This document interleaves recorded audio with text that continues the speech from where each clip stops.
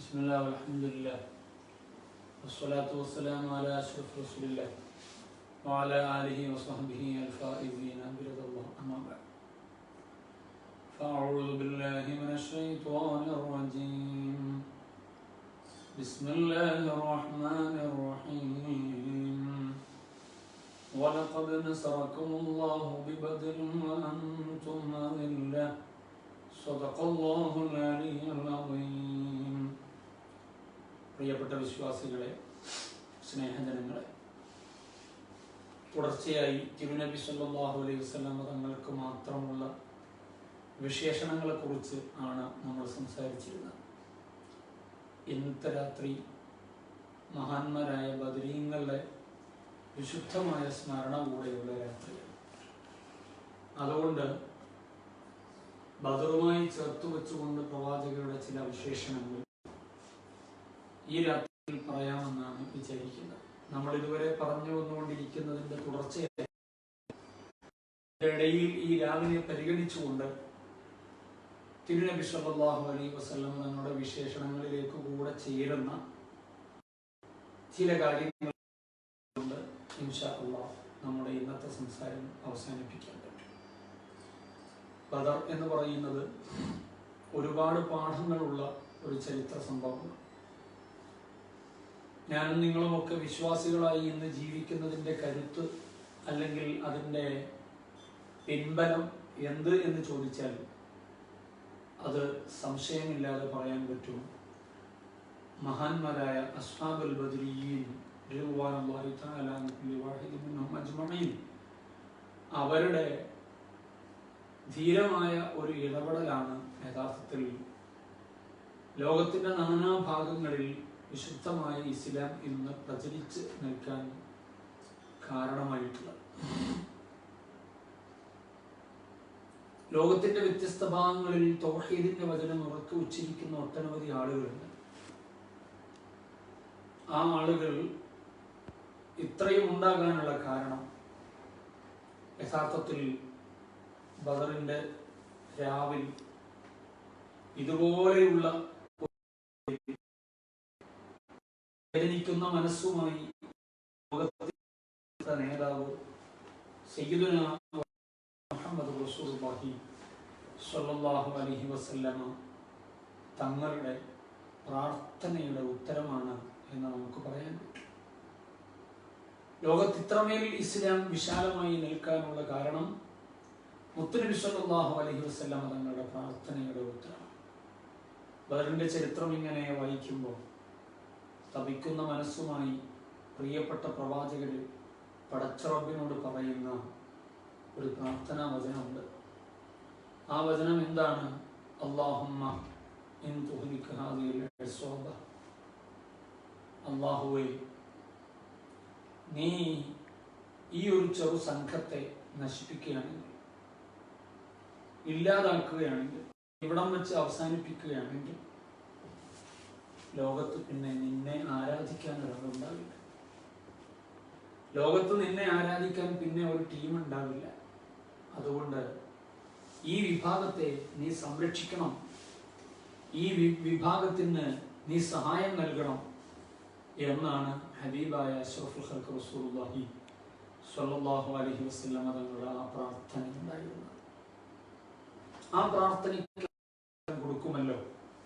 കാരണം തിരുനബി സല്ലല്ലാഹു അലൈഹി വസല്ലമ തങ്ങൾ എന്ത് റബ്ബിനോട് ചോദിച്ചാലും അത് റബ്ബ് തആല കൊടുക്കും എന്നതിൽ സംശയമില്ല. തുലവും തുച്ഛം വരുന്നവരാണ് മഹാന്മാരായ ബദരീങ്ങൾ.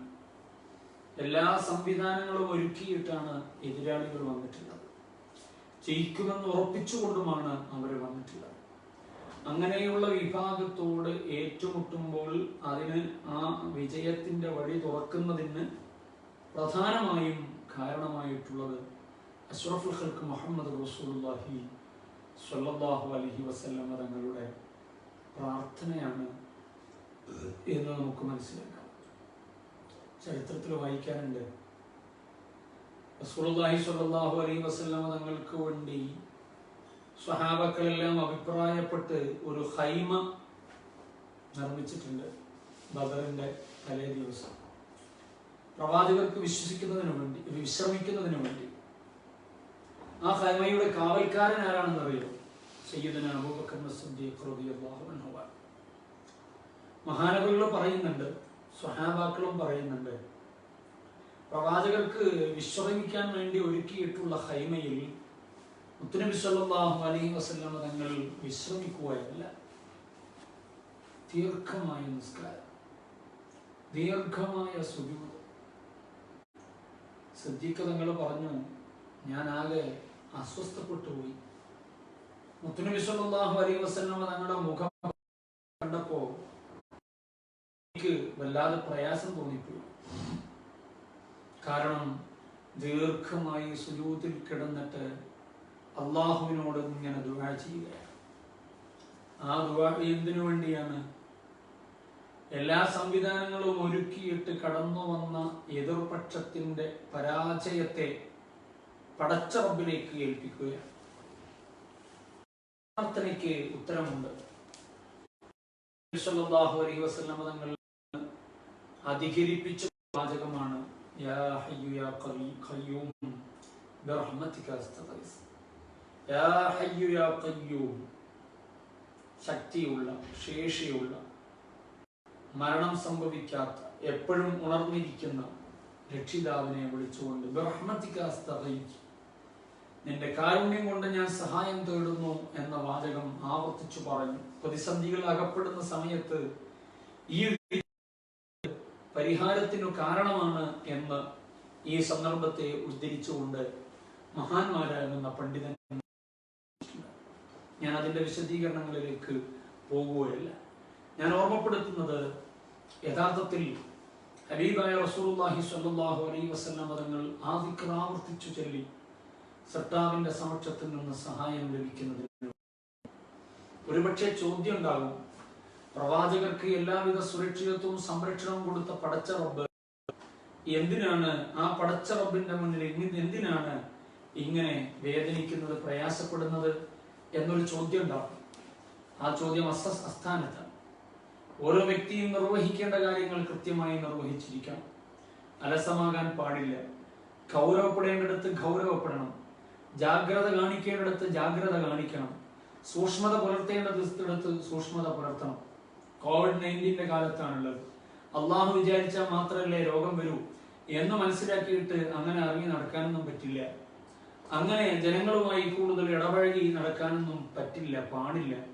അവിടെ ശ്രദ്ധിക്കേണ്ടത്, സൂക്ഷിക്കാനുള്ള ഒരു ഒരു ഒരു നിർദ്ദേശമാണ് അത്. ആ ഒരു രീതിയാണ് യഥാർത്ഥത്തിൽ ഇസ്ലാമിൻ്റെത്. മുത്തുനബി സല്ലല്ലാഹു അലൈഹി വസല്ലം തങ്ങളും ആ രീതി തന്നെയാണ് സ്വീകരിക്കുന്നത്. എല്ലാ സംവിധാനങ്ങളും ഒരുങ്ങി വന്നിരിക്കുന്ന ഒരു വിഭാഗത്തോട് ഏറ്റുമുട്ടാനിരിക്കുമ്പോൾ സൃഷ്ടാവിന്റെ പക്ഷത്തു നിന്ന് സഹായമുണ്ടാകണമെന്ന കൃത്യമായ ധാരണയിൽ അള്ളാഹുവിലേക്ക് കൽബുതിരിച്ച് കൽബ് പൊട്ടി റബ്ബിനോട് പ്രാർത്ഥിക്കുന്ന പ്രിയപ്പെട്ട ഹബീബ് സല്ലല്ലാഹു അലൈഹി വസല്ലം തങ്ങൾ.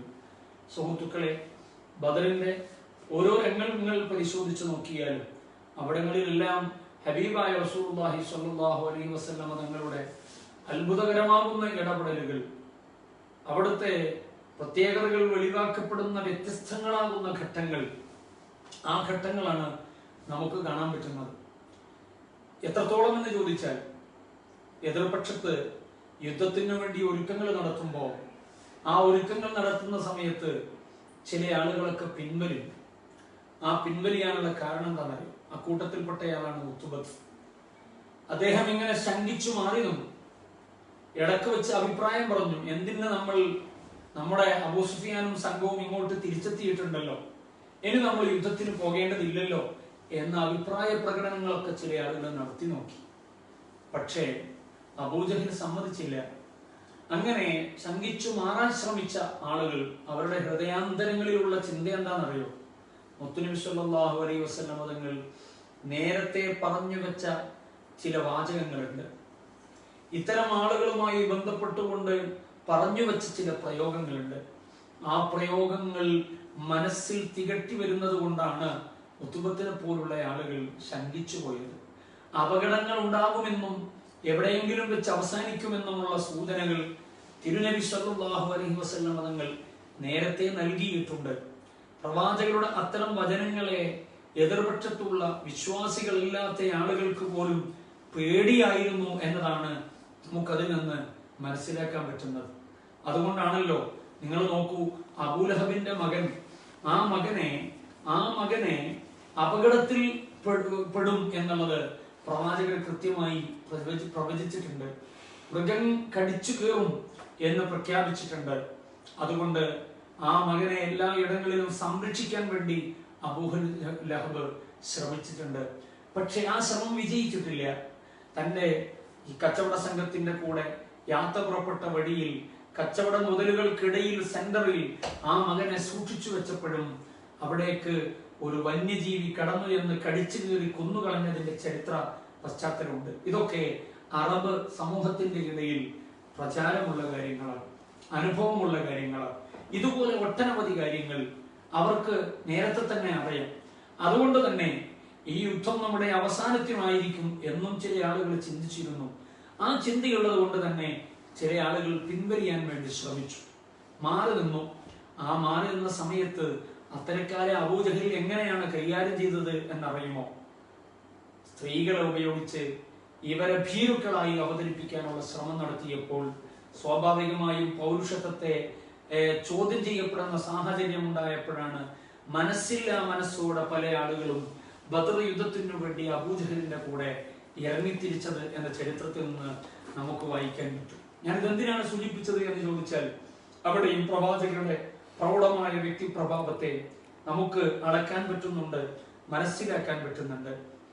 നിങ്ങൾ നോക്കൂ, അബൂജഹലിന്റെ വേഷം കെട്ടാൻ വേണ്ടി പലരെയും നിർബന്ധിച്ചിട്ടുണ്ട്. പലരും സന്നദ്ധമായിട്ടില്ല. കാരണം എന്താണ്? അബൂജഹൽ അവസാനിക്കപ്പെടും എന്നുള്ളത് അറിയാം. അതുകൊണ്ട് അബൂജഹലിന്റെ വേഷം ധരിക്കുന്നവരെല്ലാം കൊല ചെയ്യപ്പെടുന്നതായിട്ട് രണാങ്കണത്തിൽ നമുക്ക് മനസ്സിലാക്കാനുണ്ട്. അതും പ്രവാചകരുടെ ഒരു അത്ഭുതമാണ് എന്ന് നമ്മൾ തിരിച്ചറിയണം. ഇങ്ങനെ ഓരോ കാര്യങ്ങളും, കാരണം ബദർ യുദ്ധം തുടങ്ങുന്നതിന്റെ തലേ ദിവസം തന്നെ ലോകത്തിന്റെ നേതാവ് അഷ്റഫുൽ ഖൽഖ് മുഹമ്മദ് റസൂലുള്ളാഹി സ്വല്ലല്ലാഹു അലൈഹി വസല്ലം തങ്ങൾ അബൂബക്കർ സിദ്ദീഖ് റളിയല്ലാഹു അൻഹുവിനെയും ഉമർ ഇബ്നു ഖത്താബ് റളിയല്ലാഹു അൻഹുവിനെയും രണ്ടുപേരെയും കൂട്ടിയിട്ട് യുദ്ധരണാങ്കണത്തിന്റെ വ്യത്യസ്ത ഭാഗങ്ങളിലൂടെ നടന്നിങ്ങനെ പോകുമ്പോ ആ സമയത്ത് മുത്തുനബി സല്ലല്ലാഹു അലൈഹി വസല്ലം തങ്ങൾ പറയുന്ന ചില വാചകങ്ങളുണ്ട്.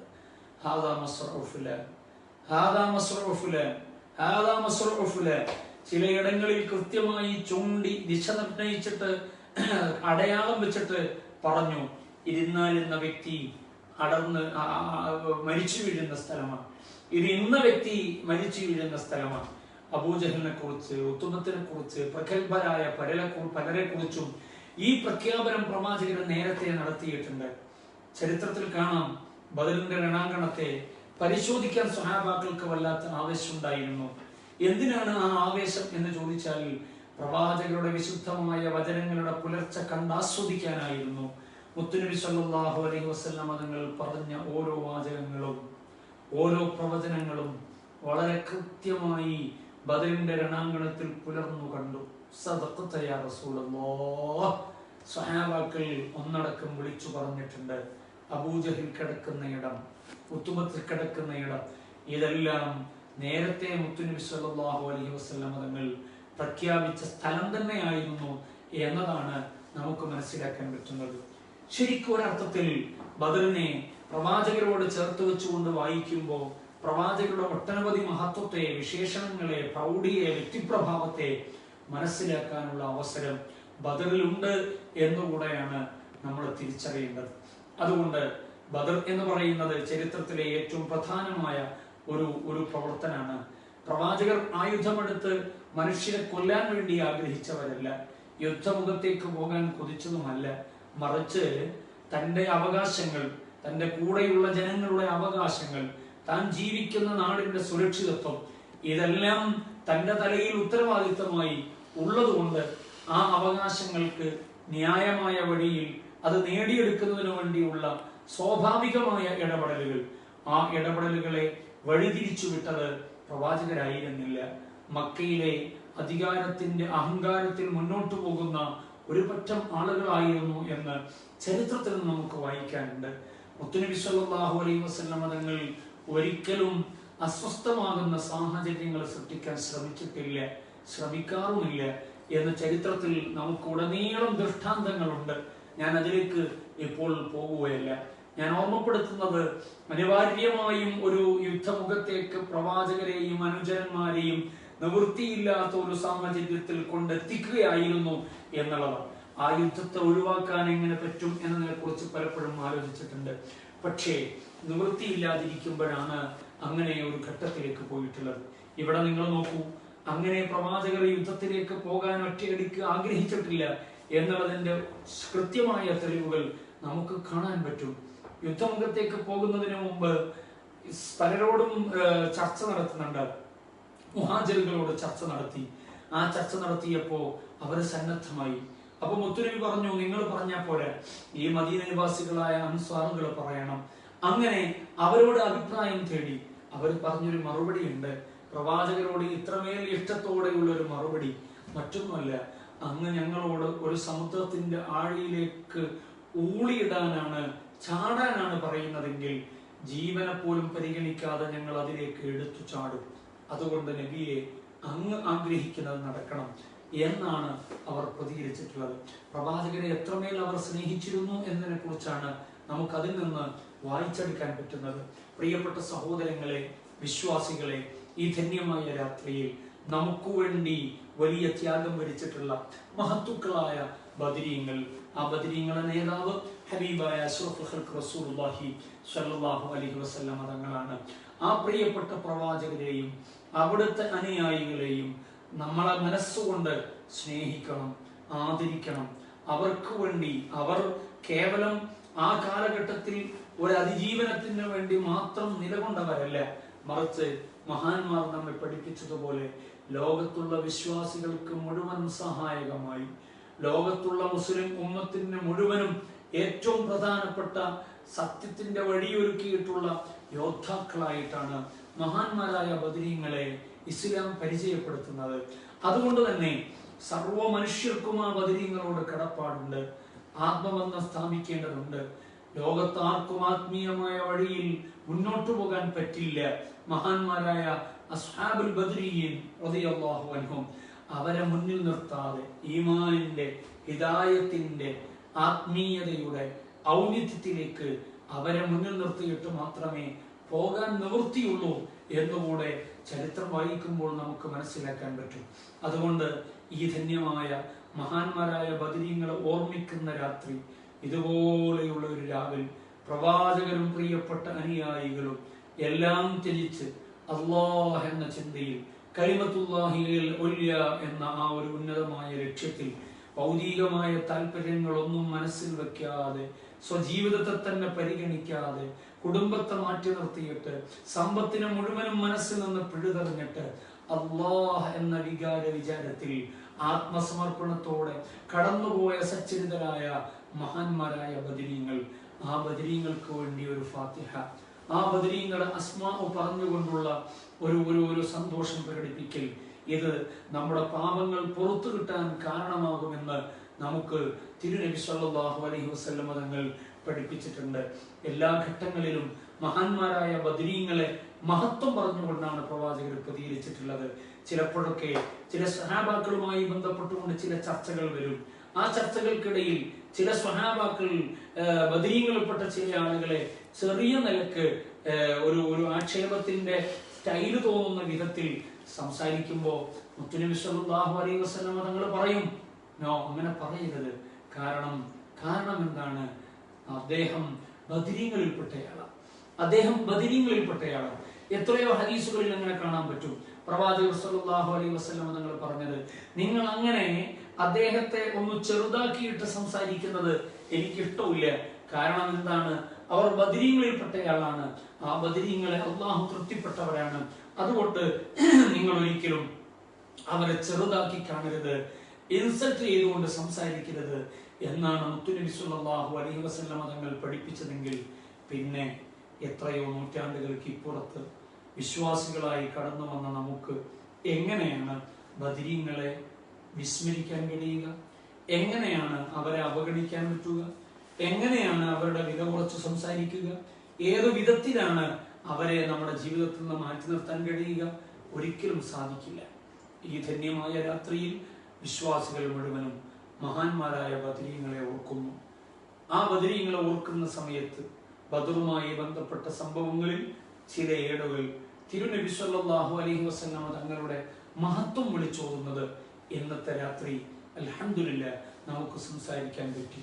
അള്ളാഹു നമ്മളിൽ നിന്നത് ഖബൂൽ ചെയ്യുമാറാകട്ടെ. നമുക്കൊരു ഫാത്തിഹ മഹാന്മാരായ ബദരീങ്ങളുടെ പേരിൽ ഓതിയിട്ട് ഈ സംസാരം അവസാനിപ്പിക്കുക. അൽ ഫാത്തിഹ. أعوذ بالله من الشيطان الرجيم. بسم الله الرحمن الرحيم. الحمد لله رب العالمين الرحمن الرحيم مالك يوم الدين إياك نعبد وإياك نستعين اهدنا الصراط المستقيم صراط الذين أنعمت عليهم غير المغضوب عليهم ولا الضالين آمين. അള്ളാഹു മഹാന്മാരായ ബദരീങ്ങളെ പൊരുത്തം നമുക്ക് നൽകി അനുഗ്രഹിക്കുമാറാവട്ടെ. അവരെ സ്നേഹിച്ചു, അവരെ പേരിൽ ഒരുപാട് എല്ലാ ദിവസവും ഫാത്തിഹ ഒരു പ്രാവശ്യമെങ്കിലും ഓതിയിട്ട് പലപ്പോഴായി അവരുടെ മഹത്വം പറഞ്ഞിട്ട് അവരോട് ചേർന്ന് ജീവിക്കാൻ, അവർ കാണിച്ചു തന്ന വഴികളെ മുറുകെ പിടിച്ചു മുന്നോട്ട് പോകാൻ പടച്ച റബ്ബ് നമുക്ക് തൗഫീഖ് നൽകുമാറാവട്ടെ. ആ മഹാന്മാരായ ബദരീങ്ങളുടെ ഹക്ക് കൊണ്ട് ബർക്കത്ത് കൊണ്ട് ലോകത്തുള്ള വിശ്വാസികൾ അനുഭവിക്കുന്ന, ലോകത്തിന്റെ നാനാഭാഗങ്ങളിലുള്ള ജനങ്ങൾ അനുഭവിക്കുന്ന സർവാധി പ്രതിസന്ധികൾ, പ്രയാസങ്ങൾ, പ്രശ്നങ്ങൾ എല്ലാം അല്ലാഹു പരിഹരിച്ചു തരുമാറാവട്ടെ. COVID-19 പോസിറ്റീവായി പ്രയാസപ്പെടുന്ന പ്രവാസ ലോകത്തുള്ളവർ, പ്രവാസ ലോകത്തും തിരിച്ചു വന്നിട്ട് പ്രയാസപ്പെടുന്നവർ, ഈ നാട്ടിലുള്ളവർ, വ്യത്യസ്ത നാടുകളിലുള്ളവർ, എല്ലാ ആളുകൾക്കും അല്ലാഹു ശിഫ സലാമത്ത് നൽകുമാറാവട്ടെ. ربنا آتنا في الدنيا حسنة وفي الآخرة حسنة وقنا عذاب النار. ربنا تقبل منا إنك أنت السميع العليم وتب علينا إنك أنت التواب الرحيم. آمين برحمتك يا أرحم الراحمين. وصلى الله تعالى وسلم على خير خلقه سيدنا محمد وآله وصحبه أجمعين. سبحان ربك رب العزة عما يصفون وسلام على المرسلين والحمد لله رب العالمين.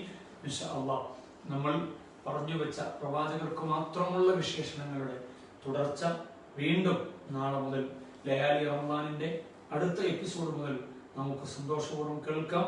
നാദം തൗഫീഖ് നൽകട്ടെ. വസ്സലാമു അലൈക്കും വറഹ്മത്തുള്ളാഹി വബറകാതുഹു.